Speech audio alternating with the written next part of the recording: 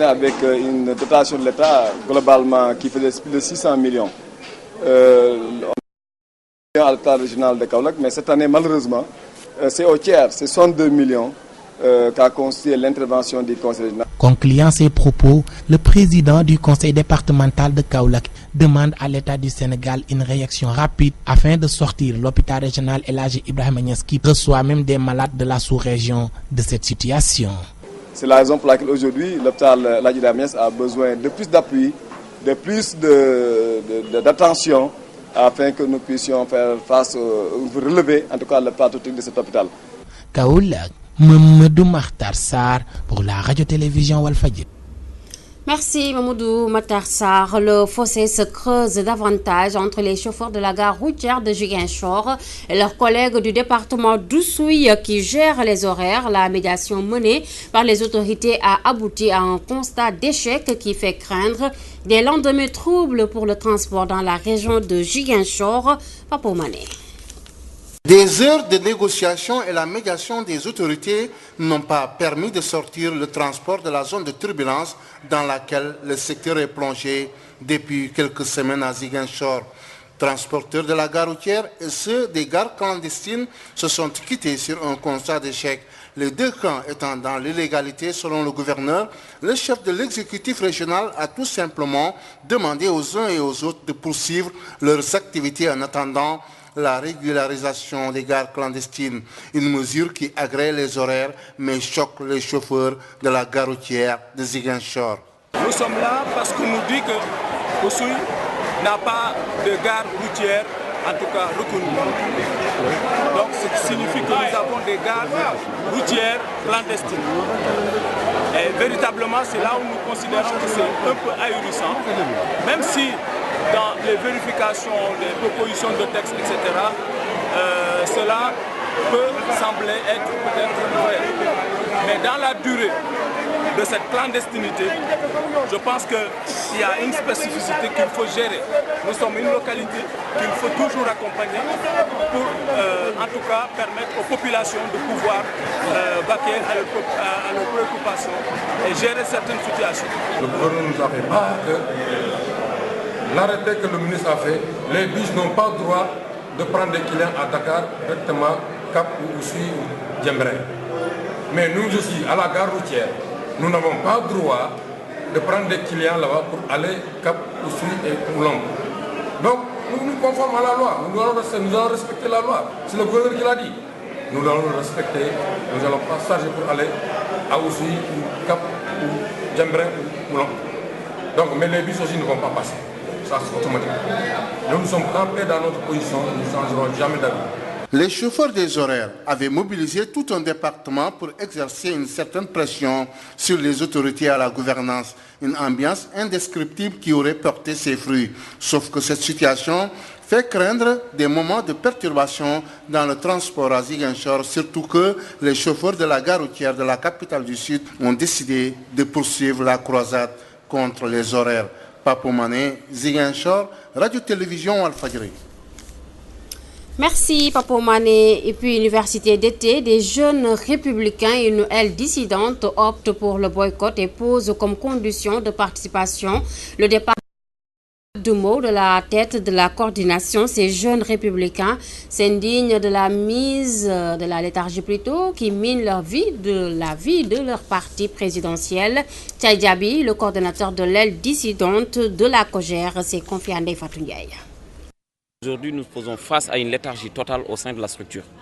Et cette léthargie, la personne principale qui est à l'origine, c'est l'ex-coordinateur Abdoumbo, troisième vice-président de l'Assemblée nationale.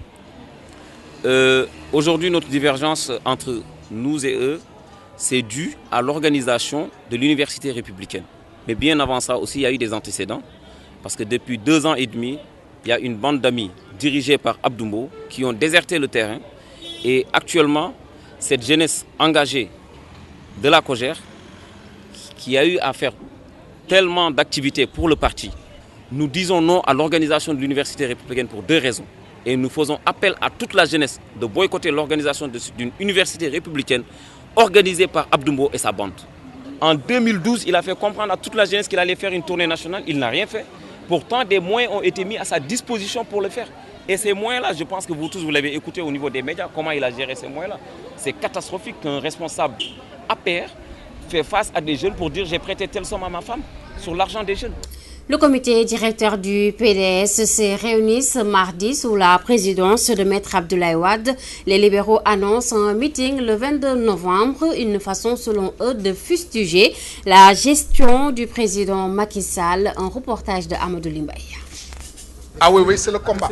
Le PDS déterre la hache de guerre et annonce un meeting le 22 novembre prochain. Déclaration faite lors de leur comité directeur, présidé par Maître Abdoulaye Wade. Il y a donc un plan d'action qui a été adopté.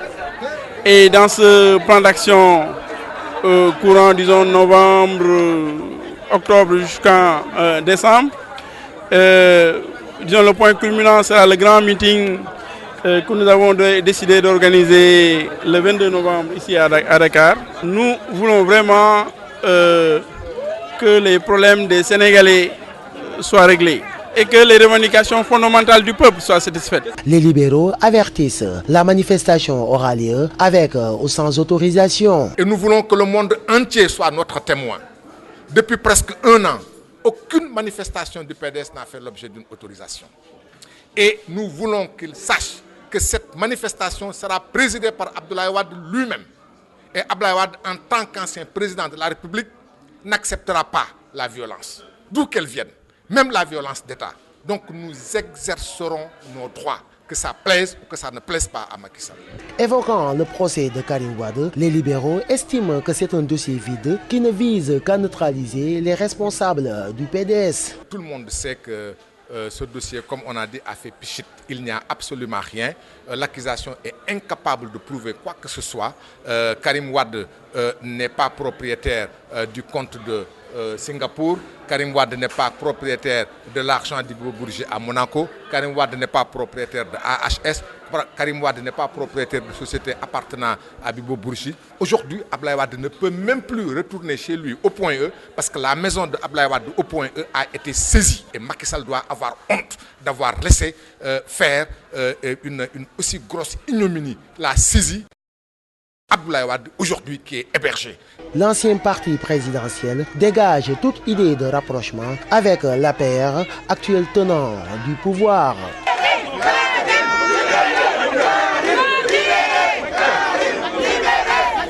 Discours de politique générale, les producteurs d'oignons donnent le ton et réclament des semences de qualité ainsi que la valorisation de l'oignon local. Ils soutiennent ne plus vouloir de discours sans suite.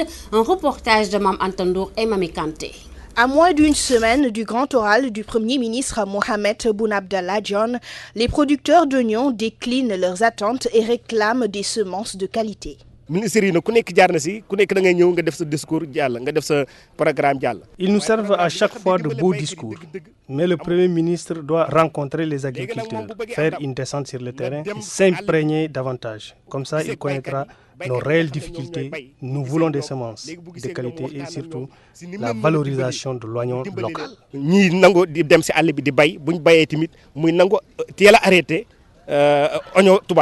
Les acteurs de l'agriculture disent en avoir assez des discours lus et rangés juste après aux oubliettes. Les politiques ne respectent jamais le contenu de leurs discours. Même pas 2 jours, nous assistons toujours à des discours bien rédigés et prometteurs, mais à la fin, il n'y a rien de concret. Le chef du gouvernement, Mohamed Boun Abdallah Dionne, attendu le 28 octobre prochain par les producteurs d'oignons. 3e discours de politique générale sous le régime de Macky Sall. Les producteurs d'oignons ouvrent grandes les oreilles, guettant une nouvelle modulation, mais surtout la concrétisation des promesses. Merci Mamanta. Les populations des HLM 5 n'en peuvent plus de cohabiter avec les eaux des fosses septiques. Le quartier qui vit avec les eaux usées depuis des mois continue d'interpeller l'ONAS qui fait la sourde oreille. Les habitants ont tenu un sitting ce matin. Un reportage de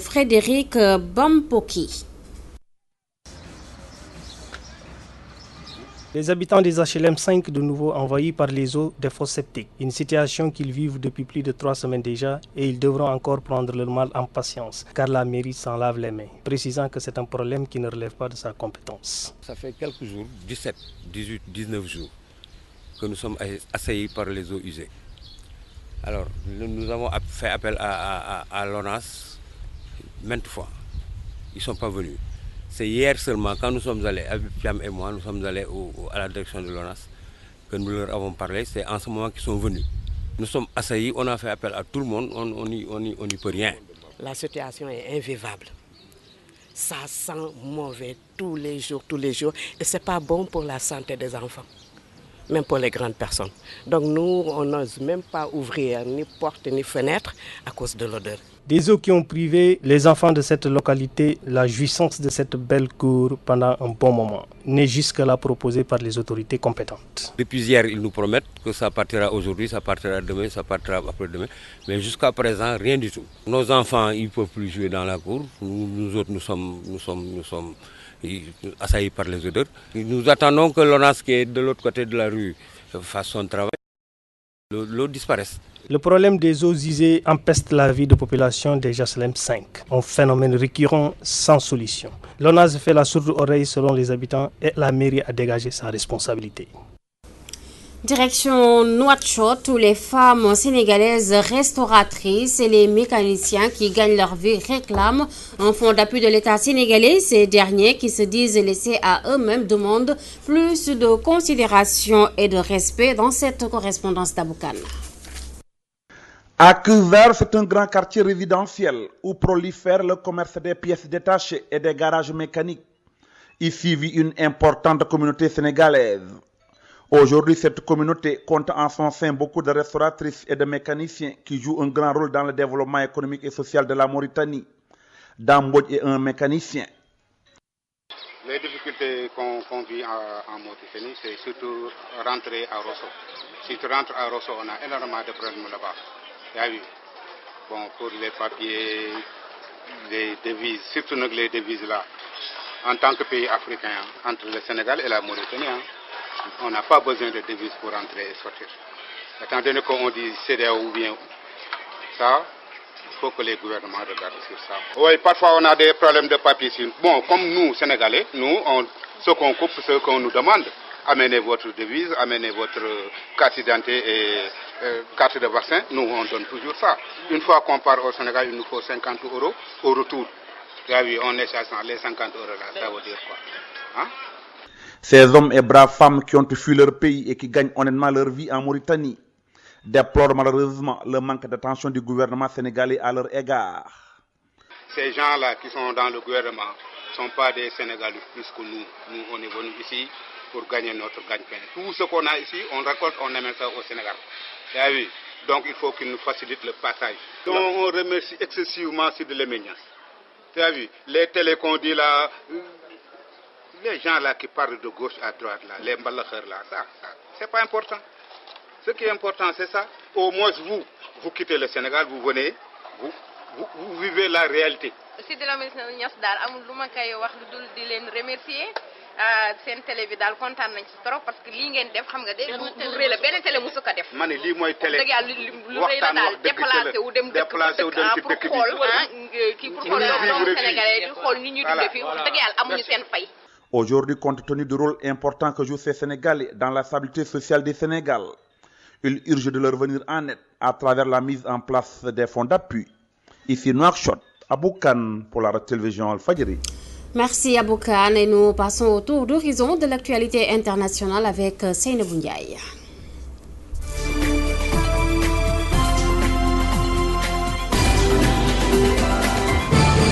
Nous débutons cette page internationale en Tunisie. 3 ans après la révolution qui a fait chuter le régime de Ben Ali, la scène politique tunisienne est un véritable patchwork. Au total, ce sont des dizaines de partis politiques qui participeront dimanche 26 octobre aux élections législatives. Les islamistes d'Ennahda et les sociaux-démocrates de Nida sortent cependant favoris. Mais les Tunisiens sont méfiants. Ils avaient fait confiance à Ennahda en 2011 et ils ont été déçus.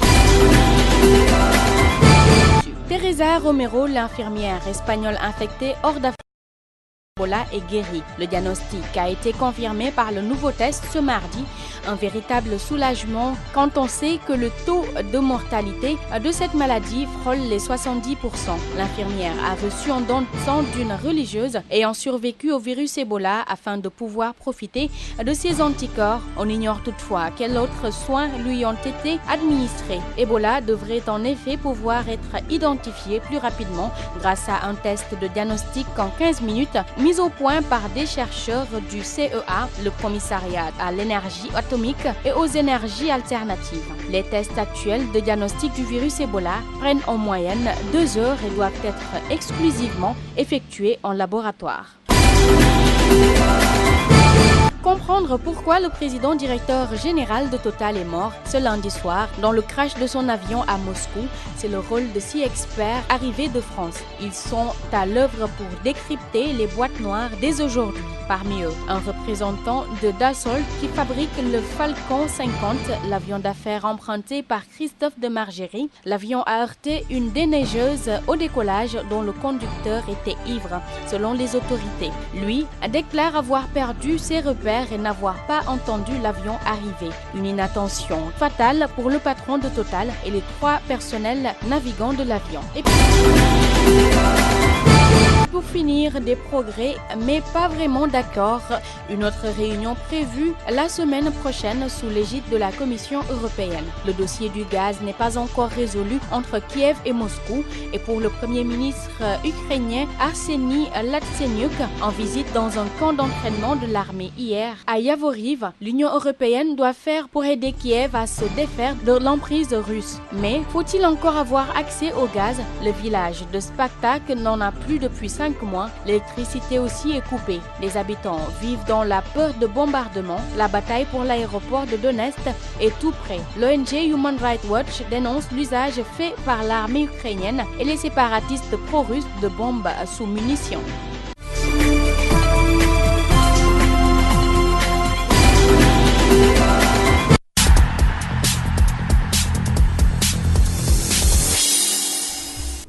Place au sport avec Chertidiane Gomis. Cher, bonjour. Bonjour, Aramay.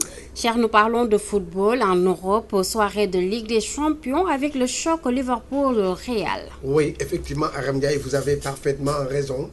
Suite et fin de cette 3e journée de la Ligue des Champions. Et je vous laisse avec la présentation de nos confrères d'Euronews.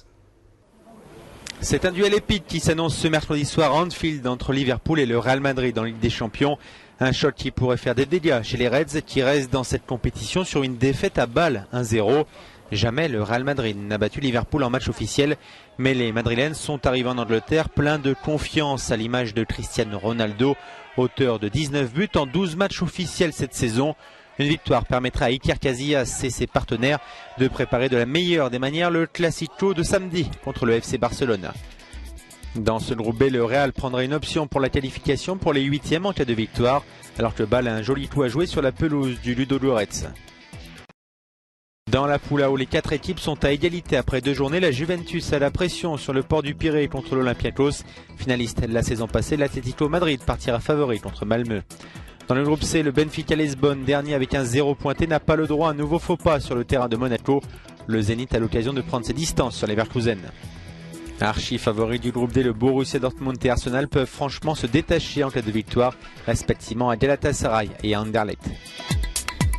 Voilà, on reste toujours avec cette Ligue des Champions, les matchs joués hier, et vous allez le noter vous-même, qu'il y avait beaucoup de buts inscrits hier. Je vous laisse avec les soins de nos confrères d'Euronews. C'est un score incroyable en Ligue des Champions, même s'il a déjà été vu en demi-finale de la dernière Coupe du Monde.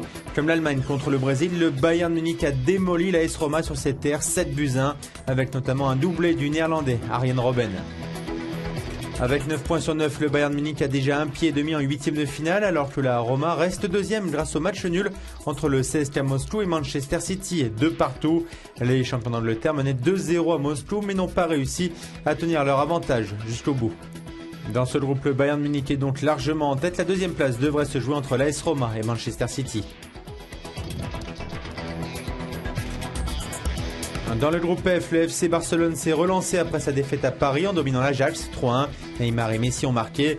Le Paris Saint-Germain a souffert mais a gagné 1-0 à Nicosie. Dans le groupe G, Chelsea a fait voler en éclats Maribor 6-0. Schalke a pris une option sur la deuxième place après sa folle victoire 4-3 contre le Sporting Portugal.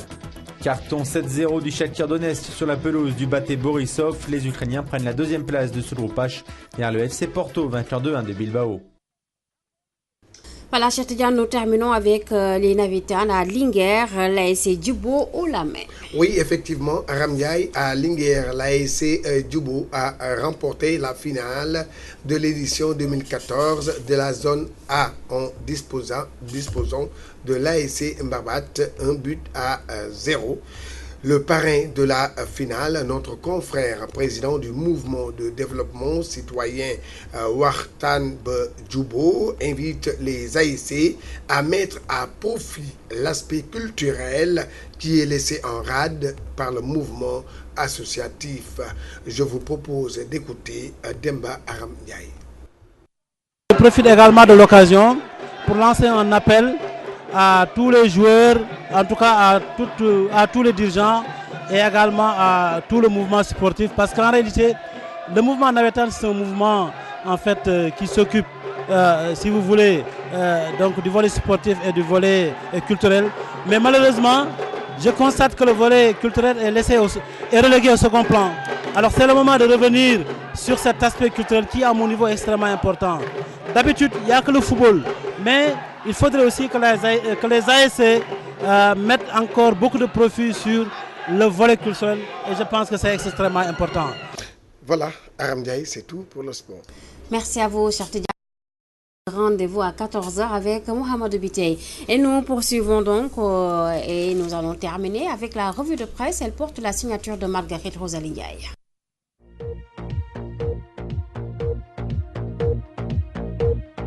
Bonjour, mouvement d'humeur dans la magistrature, Serigne Bassirou Gueye reste maître des poursuites, titre Grand Place. Selon le journal, le chef de l'État Macky Sall, par ailleurs président du Conseil supérieur de la magistrature, a procédé à des changements importants. Le juge de Karim Wade affecté, Taïfour Diop envoyé au frigo, écrit le journal. Et Walfatri de noter, Taïfour Diop emporté par 2 scandales. Selon mon confrère, Taïfour Diop et ses proches deviennent les victimes collatérales de l'affaire Aïssata Tall Sall. Macky redistribue les cartes, signale Sud Quotidien. Taïfour Diop perd le Nord, écrit le journal du groupe Sud Communication, qui est largement revenu sur le chamboulement noté dans la magistrature. Henri Grégoire Diop, premier président de la Cour d'appel de Thiès, Cheikh Ndiaye remplace Taïfour Diop, informe l'Astre de Anne. Macky faire la justice, enfonce Direct Info. Conseil supérieur de la magistrature, la Cour d'appel de Saint-Louis, décapité, le parquet de Dakar chamboulé, écrit le quotidien. Ousmane Diagne, avocat général délégué à la Cour suprême, parquet de Dakar nettoyé. Mao Sémou Diouf reste toujours doyen, nous dit le journal. L'analyse de Daoucho à lire dans Direct Info, les chamboulements effectués hier au sein de la magistrature sous impulsion du chef de l'État sont révélateurs d'une relation quelque peu suspecte entre l'appareil judiciaire et celui de l'exécutif. La presse est aussi revenue sur le comité directeur du Parti démocratique sénégalais. Fracassante révélation de Wade, titre l'Observateur. Macky Sall a reçu des pots de vin dans l'affaire ArcelorMittal. Il a offert à son frère et à Franck Timis un marché de 200 milliards dans le pétrole. C'est le premier fêtard. Il a dansé le wango publiquement, révèle l'ancien président du Sénégal. Le populaire embauche la même trompette et écrit dans sa livraison du jour. Maître Wade promet en novembre de feu à Macky et le mouille dans le pétrole avant de reporter ses paroles. Je crois que Macky Sall a des fétiches qui lui disent de faire ce qu'il veut, te dara du ko ci fekk. Maître Wade cogne Macky barre enquête. On va montrer ce qu'on représente. Il faut que l'opinion sache que Karim n'a rien fait, écrit le journal qui relaie ainsi les propos de Abdoulaye Wade. Wade promet un mois de novembre d'enfer. Meeting national prévu le 22. Relance du journal Sopi. Une nouvelle organisation du parti informe Siwal. Maître Wade en guerre contre le président Macky Sall mentionne Libération. Selon le journal, le secrétaire général du Parti démocratique sénégalais a usé d'un discours va-t-en-guerre lors du comité directeur du parti et annonce le meeting du Parti démocratique sénégalais le 22 novembre. La tribune, qui a aussi pris part au comité directeur du Parti démocratique sénégalais, estime dans sa livraison du jour que les libéraux sont sur le pied de guerre et sont bien décidés à démonter les arguments de la CREI qui attribue un patrimoine de 117 milliards à Karim. Contentieux autour d'un terrain de 100 millions de francs CFA, Thione Seck solde ses comptes avec You, titre Walfadjri. Il ne doit pas accepter que l'on écrive des choses contre des artistes dans son journal. C'est parce que je suis prête à porter plainte que lui et sa clique ont continué à parler de moi à Pékin. Ils sont animés d'une mauvaise foi. Dixit, le lead vocal du Ramadan, qui a accordé un entretien au journal Walfadjri. Sport, l'Égypte se mobilise, révèle Wasport, qui informe que les Lions sont attendus par 100 000 personnes. Le même journal qui révèle pas de vol spécial pour les Lions pour le match Égypte-Sénégal. Ligue des Champions, 3e journée écrit stade, Liverpool à l'épreuve du Real. Et puis Doublesse parle dans Sunu Lamb, Balla est activement démarché contre Eumeu Sène. Bonne lecture. Merci à vous, Marguerite Rosalindia. Et c'est avec vous que se referme cette édition au nom des équipes techniques et de la réalisation. Merci de votre aimable attention. À 14h, retrouvez Mohamedou Biteye pour le journal en Wolof. Tout de suite donc, la rediffusion, pas de rediffusion du débat du jour. Bonne suite donc des programmes sur Walf TV. Au revoir.